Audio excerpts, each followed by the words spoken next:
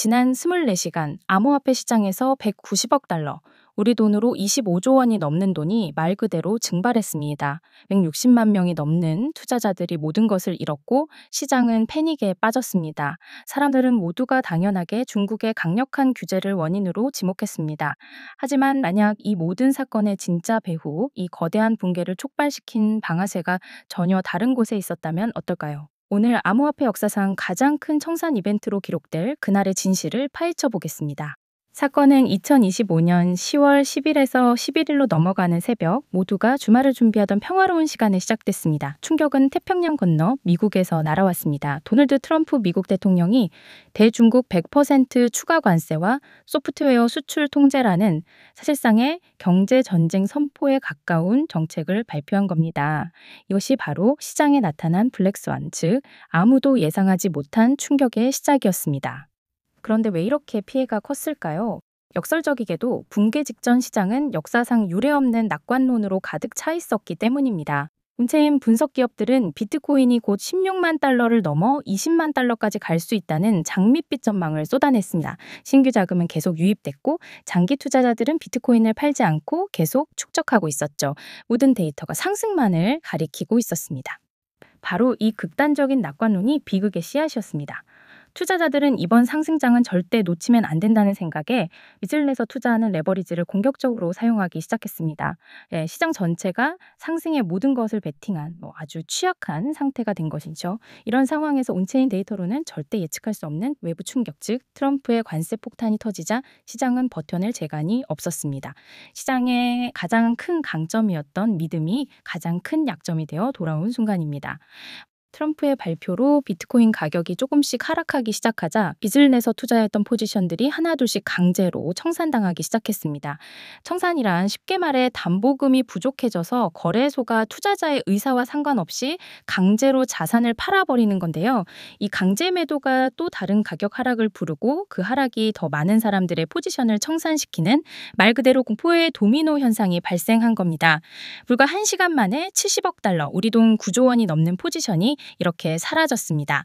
언론은 24시간 동안 190억 달러가 청산되었다고 보도했지만 진실은 훨씬 더 끔찍할 수 있습니다. 과거 한 거래소 CEO는 데이터 집계 사이트가 3억 달러 손실을 보고했을 때 실제로는 21억 달러의 손실이 있었다고 밝힌 적이 있습니다. 거래소의 데이터 전송 한계 때문에 실제 피해가 축소 보고된다는 거지요. 전문가들은 이번 사태의 실제 청산 규모가 300억 달러, 약 40조 원을 훌쩍 넘을 수도 있다고 분석합니다.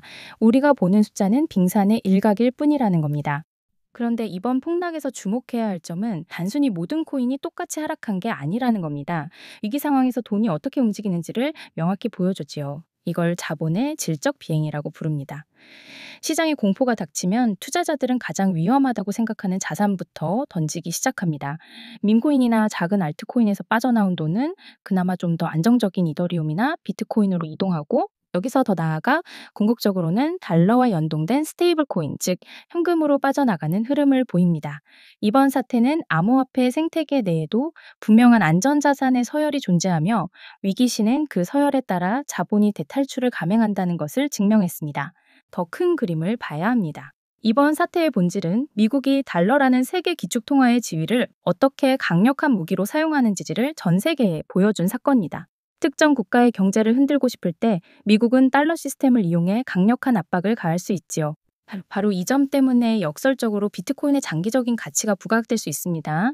미국의 이러한 금융 무기화의 위협을 느끼는 국가들은 미국의 통제에서 자유로운 중립적인 가치 저장 수단이나 결제 시스템을 갈망하게 될 것입니다.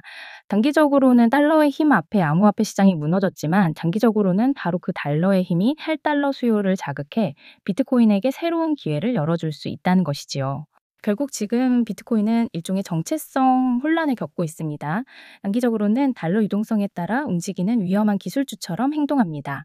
달러가 귀해지는 위기 상황에서는 가차 없이 팔려나가죠. 하지만 장기적인 관점에서 보면 바로 그 위기를 촉발시킨 지정학적 갈등과 달러의 무기화는 비트코인이 왜 필요한지를 증명하는 강력한 논거가 됩니다. 즉, 단기적인 가격을 흔드는 바로 그 요인이 장기적인 가치를 단단하게 만드는 역설적인 상황인 겁니다. 투자자들은 이 두 가지 얼굴을 모두 이해해야만 시장에서 살아남을 수 있습니다. 그리고 이런 폭락장에서 비트코인보다 훨씬 더 큰 고통을 겪는 곳이 바로 알트코인 시장입니다. 알트코인은 비트코인의 변동성을 그대로 흡수해서 몇 배로 증폭시키는 고통 증폭기처럼 작동하기 때문입니다. 이번 하락장에서는 비트코인은 최대 약 17% 하락했었지만 리플이나 에이다 같은 시가총액이 큰 메이저 알트코인마저도 최대 50% 넘게 폭락했었으며 90% 이상 하락한 알트코인들도 있었습니다. 기술적 가치나 커뮤니티의 지지와는 무관하게 거시경제 충격 앞에서는 모든 알트코인이 비트코인보다 훨씬 더 위험한 자산으로 취급받는다는 냉혹한 현실을 이번 사태는 다시 한번 보여주었습니다. 이번 2025년 10월의 대붕괴는 시장에 새로운 규칙을 만든 사건이 아닙니다. 오히려 우리가 잊고 있던 시장의 가장 오래되고 변하지 않는 규칙들을 잔인할 정도로 명확하게 상기시켜준 사건입니다.